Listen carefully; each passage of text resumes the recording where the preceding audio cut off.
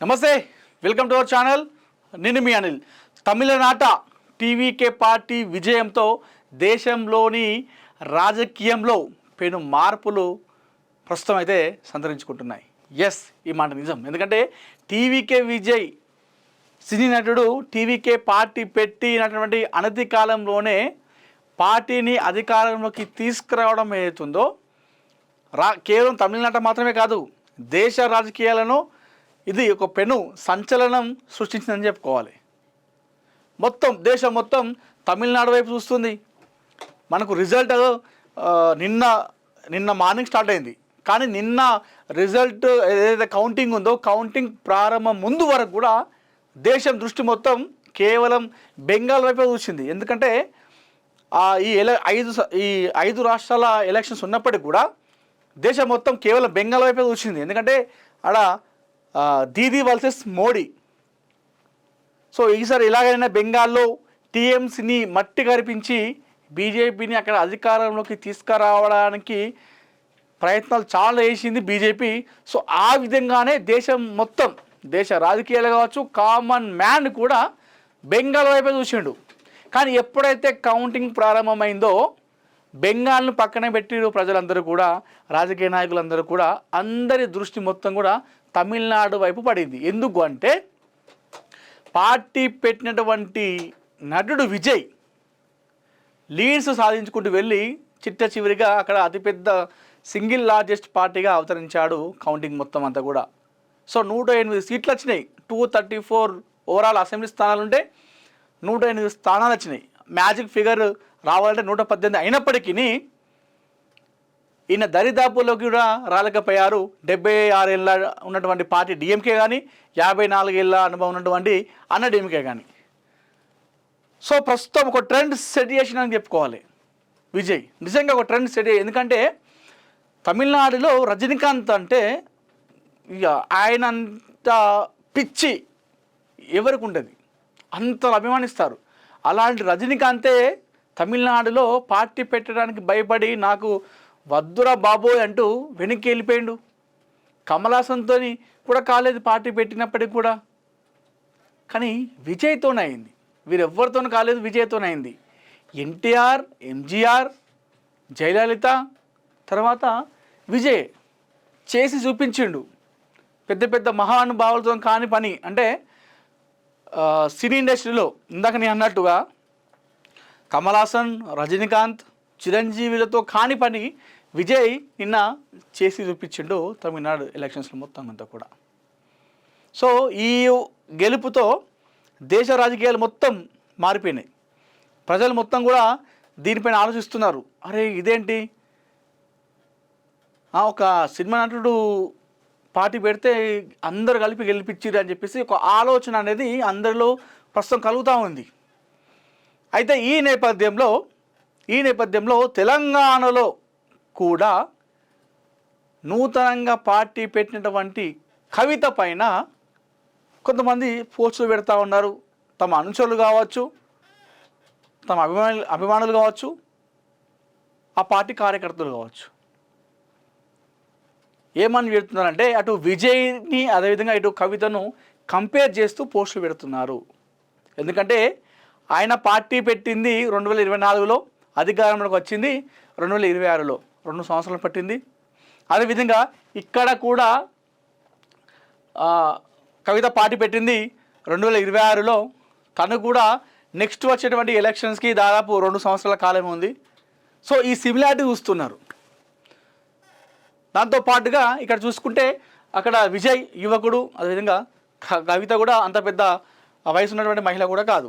So మనం రాజకీయాల్లో ఒక యువ మహిళగా మనం పరిగణించుకోవచ్చు కవితను. సో ఈ సిమిలారిటీ మొత్తం చూస్తూ ఉన్నారు. కవిత కూడా పార్టీ పెట్టింది ఇక్కడ కొత్తగా. సో విజయ్ తరహాలోనే తను కూడా వచ్చేటువంటి ఎలక్షన్స్లో సేమ్ ఇద్దరు ఒకేలాగా ఉంది సిమిలారిటీ అని చెప్పేసి చెప్తా ఉన్నారు. అయితే తమిళనాడులో రాజకీయాలు డిఫరెంట్గా ఉంటాయి, మన దగ్గర చాలా డిఫరెంట్గా ఉంటాయి. మన 2 తెలుగు రాష్ట్రాల్లో చూసుకుంటే. ఎందుకంటే అక్కడ తమిళనాడులో క్యాస్ట్, కులం, మతం అనేది అస్సలుగే చూడరు. సో తమిళనాడు ప్రజల్ని ఈ విషయంలో ఒప్పుకోవచ్చు. కానీ మన దగ్గర మాత్రం కులాలతోని మతాలతోని ముడిపడేటువంటి రాజకీయాలు ఇక్కడ గట్టిగా అనిపిస్తాయి. సో అతను మా క్యాస్టా లేకపోతే మా వర్గమా ఈ రకంగా చూస్తారు. కానీ తమిళనాడులో ఆ విధంగా అసలుకే ఉండదు. అట్లా ఆ రాష్ట్రంతో మన రాష్ట్రంతో కంపేర్ చేసుకుంటే చాలా డిఫరెంట్గా ఉంటుంది రాజకీయాలు. అయితే తమిళనాడులో విజయ్ ఎన్నో పథకాలు తీసుకొచ్చినప్పటికీ ఆయన అక్కడ గెలుపొందింది ముఖ్యంగా చూసుకుంటే ఆయన టైమింగ్ కరెక్ట్ టైంలో పార్టీ పెట్టడం జరిగింది. ఎందుకంటే ఇప్పటికే డిఎంకే కావచ్చు, అన్నా డిఎంకే కావచ్చు. సో డిఎంకేని చూసుకుంటే 76 ఏళ్ళ చరిత్ర డిఎంకే పార్టీ చరిత్ర. అదేవిధంగా అన్నా డిఎంకే పార్టీ చరిత్ర చూసుకుంటే 54 సంవత్సరాలు. దశాబ్దాలుగా తమిళనాడులో ఇవే రెండు పార్టీలు కొనసాగుతున్నాయి. అధికారం ఉంటే వీళ్ళు, లేదంటే వాళ్ళు. వేరే వారికి ఎవరు కూడా ఛాన్సు ఇక్కడ లేదు. అయితే ఏదైతే ఈ డిఎంకే అన్నా డిఎంకేలను దశాబ్దాలుగా మోసుకొస్తున్నటువంటి ప్రజలకు ప్రస్తుతం విసుగొచ్చేసింది. ఇంకా ఎన్ని సంవత్సరాలు వీళ్ళని మోయాలి? మా తాతలు మోసారు, మా తండ్రులు మోసారు, మీ మోసినాం, నెక్స్ట్ మా కొడుకులు, మా కూతుళ్ళు, రేపటి భవిష్యత్తు కూడా వీళ్ళనే మోయాలా అనేటువంటి ఒక ఆలోచనలో పడ్డారు తమిళనాడు ప్రజలు. ఎస్, విజయ్ని చూసి ఓటేసిర్రా, విజయ్ పార్టీ ఏదో చేస్తారని ఓటేసిర్రా అనేది పక్కన పెడితే, విజయ్ గెలవడానికి ముఖ్యమైన కారణాలు, ప్రధానమైనటువంటి కారణం చూసుకుంటే అదే డిఎంకే అన్నా డిఎంకేల పైన వచ్చినటువంటి వ్యతిరేకత. ఎందుకంటే దశాబ్దాలుగా వాళ్ళే రాజకీయం చేస్తూ ఉన్నారు. అయితే వస్తే అదే రెండు పార్టీలు, అయితే డిఎంకే వాళ్ళు సీఎం అవుతారు, లేదంటే అన్నా డిఎంకే వాళ్ళు సీఎం అవుతారు. కొత్త వాళ్ళకి అక్కడ ఛాన్సే లేదు. కొత్త వాళ్ళు వస్తే కూడా వాళ్ళని వెలగొట్టడమే. ఇంకెన్ని సంవత్సరాలు మేము మోయాలి వీళ్ళని, ఈ పార్టీలను మా భుజాలపై ఎన్ని సంవత్సరాలు మోసుకోవాలి అని చెప్పేసి ఒక విసుగొచ్చేసింది అక్కడ జనాలకి. అలాంటి టైంలో పార్టీ పెట్టిండు విజయ్. ఇది కరెక్ట్ సమయంలో పార్టీ పెట్టిండు. వాస్తవానికి కూడా ఆ మధ్య రజనీకాంత్ కూడా రాజకీయాలకు వస్తా అని చెప్పేసి ఒక బహిరంగ సభ లాంటి ఒక పెట్టిండు, సభ పైన మాట్లాడిండు. కానీ తర్వాత ఆయన సైలెంట్ అయిపోయిండు. ఆ టైంలో రజనీకాంత్ కనుక పార్టీ పెట్టి రంగంలోకి దిగితే ఈరోజు విజయ్ అయితే ఎన్ని సీట్లు సాధించిండో అంతకు మించి ఇంకెక్కువ సీట్లు సాధించేవాడు రజనీకాంత్. 100% ఇది గన్ షాట్గా జరిగేది అక్కడ. కానీ రజనీకాంత్ ఎందుకో భయపడి పక్కకి వెళ్ళిపోయాడు. 100% ఎందుకు అనవసరంగా రాజకీయాలకు వచ్చి ఈ బురదలో దిగడము, పరుగు తీసుకోవడం ఎందుకన్నటువంటి నేపథ్యంలోనే ఆయన వెళ్ళిపోయాడు. లేకపోతే ఆయన ఖచ్చితంగా పార్టీ పెడతా అని చెప్పి మరి వెళ్ళిపోవడం అనేది అదే ఆలోచించిండు. కానీ కరెక్ట్ సమయంలో దిగిండు. ఎప్పుడు వచ్చామన్నది కాదు, బుల్లెట్ దిగిందా లేదా అనేటువంటి డైలాగ్ అవుతుందో కరెక్ట్ అదే నేపథ్యంలో విజయ్ అక్కడ అడుగుపెట్టిండు. కరెక్ట్ సమయం అది. ఎందుకంటే జనాలు విసిగిపోయారు. డిఎంకే అన్న డిఎంకే పైన చాలా వ్యతిరేకత వచ్చింది. అయితే వీళ్ళనే గెలిపించుకోవాలి, వీళ్ళు ఎమ్మెల్యే అయితే వీళ్ళు సీఎం అయితే వీళ్ళు ప్రతిపక్షం, లేకపోతే వాళ్ళు సీఎం అయితే వీళ్ళు ప్రతిపక్షం. ఇదేనా? వేరే వాళ్ళు రావద్దా? వేరే వాళ్ళకి వేయద్దా? పైగా వీళ్ళిద్దరు కూడా అందరూ కూడా వయసు దాటిపోయింది. స్టాలిన్ కావచ్చు, ఇటు ఉన్నటువంటి నాయకులు కావచ్చు, అందరూ కూడా వయసు మీరిపోయింది. ఇంత పెద్ద వయసున్న వాళ్ళు ఇంకా సేవ చేయడం ఏంటి? యువకులు కావాలి కదా, యువకులు ఉండాలి అని చెప్పేసి బలంగా కోరుకున్నారు. అలాంటి టైంలోనే టీవీకే పార్టీ పెట్టడం జరిగింది. ఆయన ఇప్పుడు సక్సెస్కి కారణం ముందుగా చూసుకుంటే ఆ రెండు పార్టీల పైన ఉన్నటువంటి వ్యతిరేకత. దశాబ్దాలుగా మేము మోస్తున్న పార్టీలను మళ్ళీ మోయాలా అనేటువంటి ఒక చిరాకు వచ్చిన జనాలకు. అలాంటి సమయంలో పార్టీ పెట్టిండు, ఆయన అక్కడ గెలవడం జరిగింది. ఇక్కడ మనం చూసుకుందాం, ఇదే తరహాలో అదే స్ట్రాటజీ కనుక మెయింటైన్ చేసినట్టయితే, ఒకవేళ అదే రకంగా ఆలోచించినట్టయితే తెలంగాణలో సైతం టీఆర్ఎస్ పార్టీ ఉంది ఇక్కడ, అదేవిధంగా కాంగ్రెస్ పార్టీ ఉంది, బీజేపీ పార్టీ ఉంది. సో కాంగ్రెస్ పార్టీ కూడా చరిత్ర అది కూడా. సో ఇండిపెండెన్స్ ముందుకించలే కాంగ్రెస్ పార్టీ ఉంది ఇక్కడ మన దేశంలో. ముఖ్యంగా మనం ఇక్కడ చూసుకుంటే తెలంగాణలో కాంగ్రెస్ పార్టీ, టీఆర్ఎస్ పార్టీ మొన్న ప్రతిపక్షంలోకి వెళ్ళిపోయి కాంగ్రెస్ పార్టీ అధికారంలోకి వచ్చిన తర్వాత ఈ 2.5 సంవత్సరాల్లో చాలా వ్యతిరేకత వచ్చింది కాంగ్రెస్ పార్టీ పైన. చాలా వ్యతిరేకత వచ్చింది. వాళ్ళు చెప్పిన పథకాలు ఏంటి, ఏం అమలు చేస్తున్నారు, రాష్ట్రాన్ని సరైనటువంటి గాడిలో పెడుతున్నారా లేదు అనేటువంటి ఆలోచనలో తెలంగాణ ప్రజలు పడ్డారు. చాలామంది కూడా సోషల్ మీడియాలో చెప్పుకుంటూ ఉన్నారు. ఈ విషయం కాంగ్రెస్ పార్టీ నాయకుడు కూడా తెలుసు, మాపైన చాలా వ్యతిరేకత వచ్చిందని చెప్పేసి. సో ఇలాంటి అవకాశాన్ని నెక్స్ట్ వచ్చే ఎలక్షన్స్లో మరి టీఆర్ఎస్ పార్టీ అధినేత్రి కవిత క్యాచ్ చేసుకుంటుందా అనేది మనం చూసుకోవాలి. ఏదైతే అక్కడ డిఎంకే పైన వ్యతిరేకత, ఎందుకంటే సుదీర్ఘకాలం ఉన్నటువంటి పార్టీలు కాబట్టి వాళ్ళు వాటిని చీత్కరించుకున్నారు ప్రజలు. కొత్త పార్టీ అయినటువంటి టీవీకేకు పట్టం కట్టారు. ఇక్కడ కూడా సేమ్ అదే తరహాలో కాంగ్రెస్ పార్టీ కూడా అదే తరహాలో వ్యతిరేకత అయితే ఏర్పడ్డది. ఎప్పటిలో ఇదే పార్టీ రాష్ట్రంలో గతంలో ఉమ్మడి రాష్ట్రం ఉన్నప్పుడు ఇదే పార్టీ గెలిచింది, అదేవిధంగా ఇప్పుడు మళ్ళీ గెలిచింది. మళ్ళీ గెలిచినా కూడా వీళ్ళు పథకాలు అమలు చేయట్లేదు, సరైనగా లేదు, ఎప్పుడు వీలేనా అని చెప్పేసి మరి పబ్లిక్ అనుకుంటారా. అదే తరహాలో చూసుకుంటే TRS party BRS party Telangana రాష్ట్రం ప్రత్యేక రాష్ట్రం సిద్ధించిన తర్వాత 2014లో అదేవిధంగా ఆ తర్వాత వచ్చినటువంటి ముందస్తు ఎన్నికల్లో 2018లో కూడా 2 సార్లు కూడా 2 పర్యాలు కూడా వాళ్ళే అధికారాన్ని చేజిక్కించుకున్నారు తెలంగాణలో. అయితే ఇప్పుడు మరొకసారి కాంగ్రెస్ పార్టీ అధికారాన్ని హైడ్రిక్ విజయం కన్ఫర్మ్ అనుకున్నారు. కాకపోతే మూడోసారి కాస్త బీఆర్ఎస్ పైన వ్యతిరేకతతో కాంగ్రెస్ పార్టీకి పట్టం కట్టారు. కానీ ఇక్కడ కాంగ్రెస్ పార్టీ కూడా ఎలాంటి సరైనటువంటి విధానంలో ముందుకు వెళ్ళట్లేదు కాబట్టి సో మరొకసారి బీఆర్ఎస్ అధికారాన్ని చేజిక్కించుకోవాలనేటువంటి నేపథ్యంలో చాలా ముందుకు వెళ్తున్నారు. అయితే ఈ నేపథ్యంలో కవిత టీఆర్ఎస్ పార్టీ పెట్టడం జరిగింది. అయితే టీఆర్ఎస్ పార్టీ కూడా 2 సార్లు జనాలు చూసారు, 2 సార్లు తెలంగాణ వచ్చిన తర్వాత 2 పర్యాలు ఇక్కడ తెలంగాణలో వాళ్ళు అధికారాన్ని చేపట్టుకున్నారు. వాళ్ళ రాజకీయం చూసారు, వాళ్ళ పనితనం చూసారు. ఆ పనితనం చూసి నచ్చకనే మూడోసారి కాంగ్రెస్కి అవకాశం ఇచ్చారు.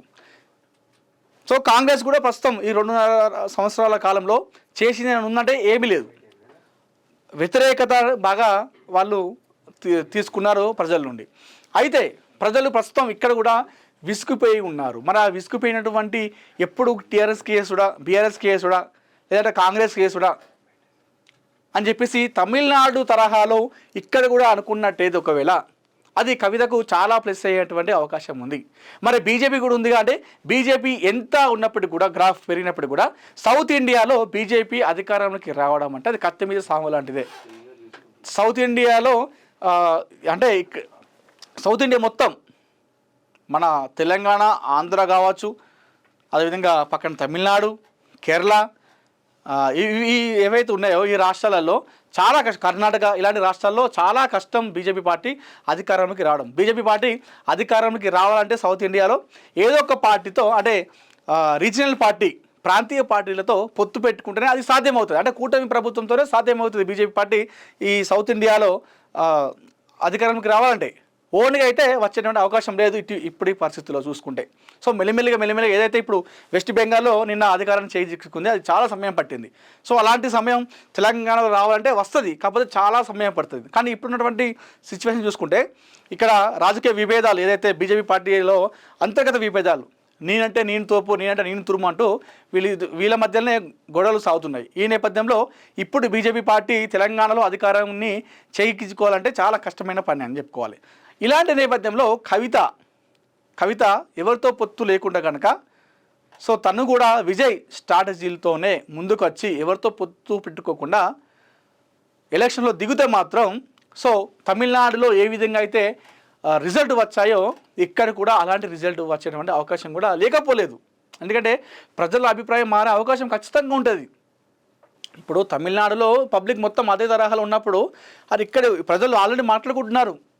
చాలామంది కూడా అరే అంతా 2 పెద్ద పార్టీలు ఉన్నా కూడా జనాలు చీత్కరించుకున్నారు, విజయ్ కోటేశ్వరు, మనమేమో ఇక్కడ కులాలని చెప్పి చూస్తాం, ప్రాంతాలని చెప్పి చూస్తాం, మనం కూడా అట్లా కూడా ఓట్లు వేస్తే బెటర్ కదా అనేటువంటి ఆలోచనకి ఖచ్చితంగా అవకాశం ఉంది ఇక్కడ తెలంగాణలో. సో మరి కవిత ఇప్పుడైతే ఈ పోస్ట్ ఏదైతుందో చాలా వైరల్ అవుతుంది. రాసి పెట్టుకోండి, అక్కడ టీవీకే, ఇక్కడ టీఆర్ఎస్, సేమ్ అక్కడ కూడా విజయ్ కూడా 2 సంవత్సరాల కాలంలోనే పార్టీ పెట్టి అధికారాన్ని చేసుకున్నాడు. ఇక్కడ కూడా మా కవితక్క కేవలం 2 సంవత్సరాలు, ఎలక్షన్కి ఇంకా 2 సంవత్సరాల కాలం ఉంది, ఇప్పుడు పార్టీ పెట్టింది. మేము కూడా వచ్చేటువంటి 2 సంవత్సరాలలో అధికారంలోకి వస్తున్నాం, తెలంగాణలో కొడుతున్నాం అని చెప్పేసి ఈ రెండు సిమిలారిటీస్ను వాళ్ళు చెప్తా ఉన్నారు, కార్యకర్తలు కావచ్చు, అదేవిధంగా కవిత అనుచరులు కావచ్చు. మరి చూద్దాం, తెలంగాణలో తమిళనాడు లాంటి రాజకీయాలు మన దగ్గర పాసిబుల్ అవుతాయి అని అంటే జరగడం చాలా కష్టం. ఇంకా మన దగ్గర చెప్పుకోవచ్చు, కానీ ఆంధ్రాలో అయితే మరీ కష్టం. ఎందుకంటే ఆంధ్రాలో కమ్మ, కాపు, రెడ్డి ఈ తరహాలో రాజకీయాలు ఉంటాయి ఆంధ్రాలో. అక్కడ మొత్తం కుల రాజకీయాలే, ఖచ్చితంగా కుల రాజకీయాలు చాలా ఎక్కువ ఉంటాయి. ఇంకా తెలంగాణతో పోల్చుకుంటే మనం చాలా బెటర్. ఇక్కడ అంతగా కులం చూడరు. సో రీజనల్ పార్టీలకి ఇక్కడ పట్టం కడతారు, లేదంటే జాతీయ పార్టీ అయినటువంటి కేవలం కాంగ్రెస్కే ఇక్కడ పట్టం కడతారు. ఇక మిగతా వాటికైతే ఇక్కడ ఆస్కారం లేదు. సో చూద్దాం మరి కవిత మరి ఏ రకంగా ముందుకెళ్తుంది. సో రెట్టించినటువంటి ఈ ఏదైతే విజయాన్ని తన మీద పోస్ట్ కూడా పెట్టడం జరిగింది.